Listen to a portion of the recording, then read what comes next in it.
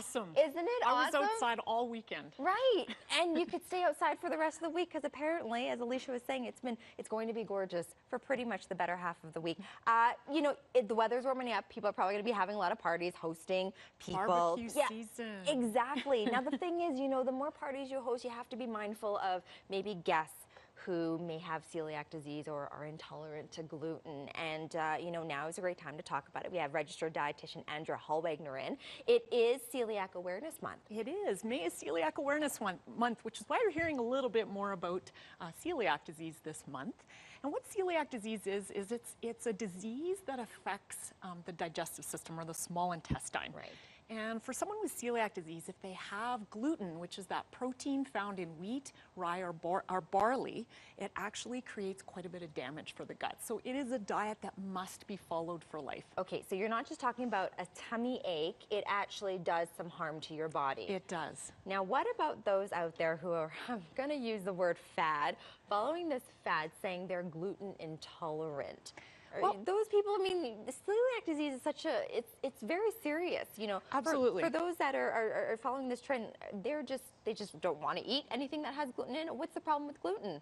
Okay, so there's 1 in every 133 people that's estimated to have celiac disease. There's also a percentage, you know, 2 to 6% of the population that has what's called non-celiac gluten sensitivity. It's a mouthful. Right, so what does that mean? And for those individuals, they don't have celiac disease. They've been tested, they've been screened. Hopefully, we want them to get screened. And what we find is that when they eat gluten-containing foods, it causes more digestive symptoms. And so they benefit as well. I see. Okay, so there is something going on inside. It's just not as serious. Okay, so there are a few items here that have gluten in them.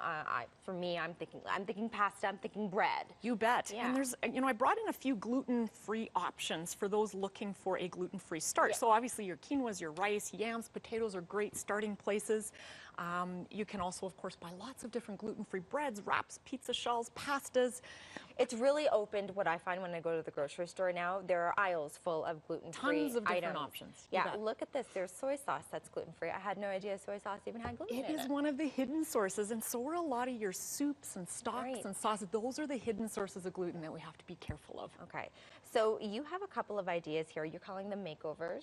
Gluten-free summer makeovers, because hey, if you're either hosting a barbecue, you just want everyone to be able to eat the same meal, these are some things you can do. And that saves you time too, because you don't want to be slaving in the kitchen all day making a completely separate meal. Let's start with this one. Absolutely. The quesadilla. One of my favorite things to put on the barbecue in the summer months. Of course, you can do quesadillas all different ways. Udi's gluten-free wrap, great product. Throw right on the grill. I put a little bit of, you know, Mexican-based cheese, some black beans that I just drained in a strainer. Yeah. I put in a little bit of pepper, some corn. Delicious. Okay. Wonderful. How does this taste? How does the gluten-free? Great. Take a bite. Try it. All right. Because I'm going to tell you this. I tried making my own gluten-free. I'm not going to tell you what I tried making, but it was not very good. So you're here to tell me that gluten-free can still equal delicious. Very delicious. Absolutely. That is pretty good. Okay. Okay. All right. Good. And we have another salad on this side here. You bet. So I love pasta salads. Me too. But pasta salads are so rarely done well. And so when I think of a pasta salad in the deli, it's like pasta with mayo, and there's no veggies, and there's a bit of deli meat. Deli meat's a source of hidden gluten for a lot of our clients, as well as the dressings that people might be putting on there. So for a dressing, I've just simply used olive oil, lemon, some fresh oregano, salt, pepper. That's really all you need. Simple is best. A gluten-free pasta, Barilla makes a great one. Tossed in some olives. It's kind of like a Greek salad with pasta. Yeah. Wonderful, delicious. And you got some nice greens on the side here. What's this? This is an arugula. Arugula goes so well with lemon. It needs that sort of lemon to cut the bite of the arugula. So great summer salads. Right. And now, do you find that gluten-free pasta gets mushy in salads, or is it the same texture? Does it hold the same texture? It can be a little bit more fragile, so it's really stick to the cooking times recommended on your package. That's Make it al dente. You bet. Okay. Absolutely. Thank you so much, Andrea, for coming in this morning. Registered dietitian Andrea Hallwagner. For more information, you can check out healthstandnutrition.com.